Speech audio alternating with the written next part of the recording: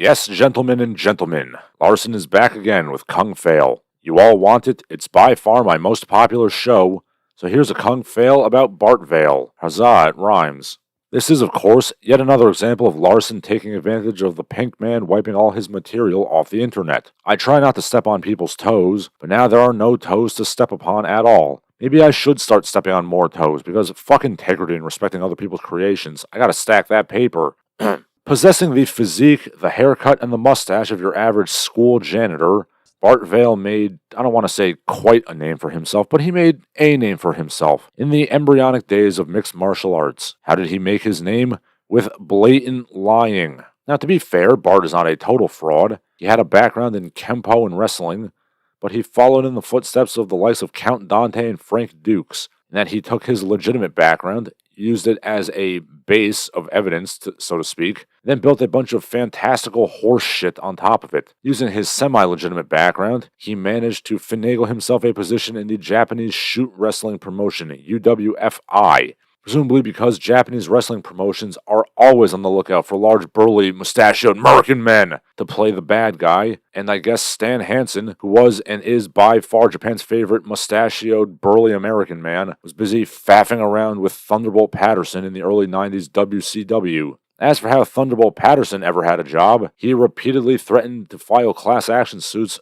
with the NAACP against the company until they relented and employed him again.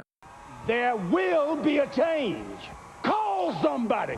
Tell somebody. Only if you move.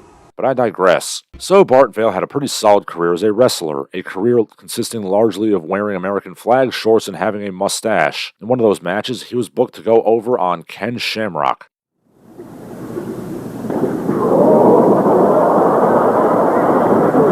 Yes, gentlemen, that one clip basically made Bart's career. Taking advantage of the complete ignorance most Americans had about shoot wrestling in the early 90s, the confusion between staged shoot wrestling and the legitimate competitions like Shooto and Shoot Box, and combining that with the shock value of this newfangled NHB fighting that was happening on the other side of the pond, Bart proceeded to sell himself as the man who knocked out Ken Shamrock, a fighter who was also making a name for himself at the time. This is really the sort of thing that could only have happened in the early 90s. The burgeoning internet gave youth on both sides of the ocean a slight taste of foreign culture, and combining that with the extreme edgelord shaka bra stuff going on, meant that anybody who seemed to have some knowledge of this funky man grappling could be a big shot. See also Rafael Torre. Bart Vale even got a profile on MTV Sports back in 1994.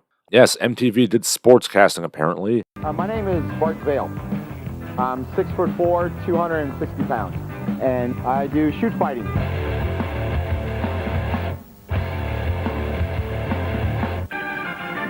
The sport is a combination of kickboxing and submission wrestling. The rules are no close strike fists to the face, no sticking in the eyes, no strikes to the throat, and no strikes to the groin. And then pretty much everything else is legal.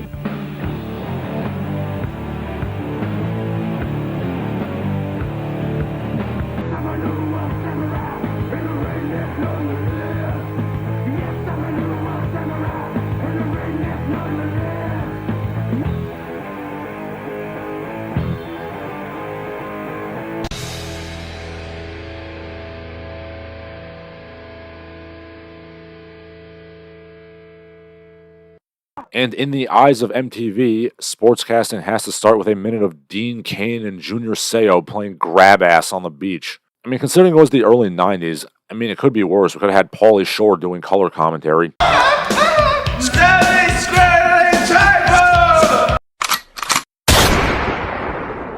MTV Sports makes me want The Mutilator to get greenlit for a 65-episode run. But what am I saying? The Mutilator kicked ass. I'll have it fixed in no time. Did you hear something? What?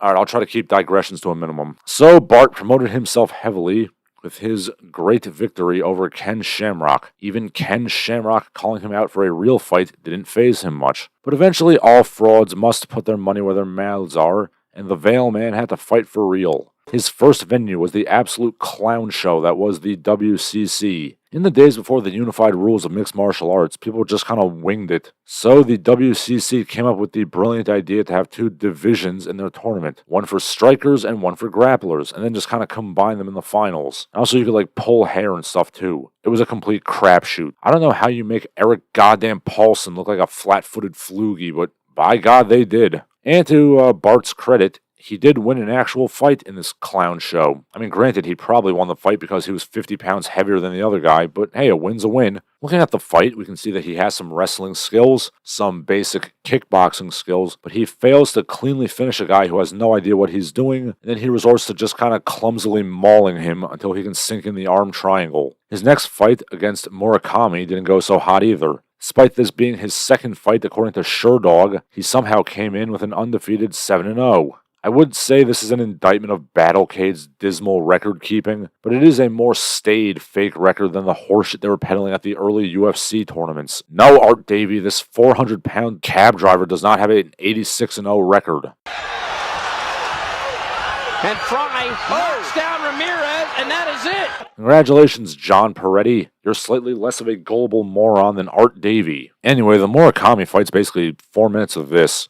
Just 4 minutes of Bart getting his back taken and getting donkey punched. I would be remiss to not point out that he had about 15 seconds of offense where he attempted a guillotine choke, but it was a pretty dominant showing by Murakami. Bart later went a round and a half against Dan Severin in a match I couldn't find footage of, but he lost that one too. I mean, to be fair, I doubt I could have done any better against Dan goddamn Severin. And there went the legitimate fighting career of Bart Vale. And what do you know? It turns out Kurt Loder and downtown Julie Brown were not the most prescient of sportscasters. Despite not fighting since 1997, Bart Vale was somehow awarded the Full Contact Fighter of the Year award from Black Belt Magazine in 2006, which should tell you everything you need to know about Black Belt Magazine's relevance. Personally, I've never been awarded for anything I haven't done in 9 years, and was thoroughly mediocre in even in my prime, but I guess I'm just not cool like Bart Vale. And so that's where the Bart Vale story ends, other than his YouTube channel, which has less subscribers than mine. Now, truth be told, he wasn't that bad. He actually did win a legitimate fight, which is more than I can say for most of these chodes that I profile. But again, it's the unwarranted self-importance, the ego-driven self-promotion, and general chicanery that pushes him over the edge for me. I have no doubt that Bart Vale could handle himself in a dark alley against some raving derelict, but there's a world of difference between that and fighting pro fighters. So what have we learned, children? Honesty is the best policy. If Bart Vale had honestly said, just, I'm a pro wrestler and I want to try it for real, I wouldn't have made this video at all. I'm Larson Halleck, and keep on training. And now, a word from our sponsors. Hello, are you a fan of Larson Halleck and the Barbaric Gentleman? Of course you are, otherwise you wouldn't be watching.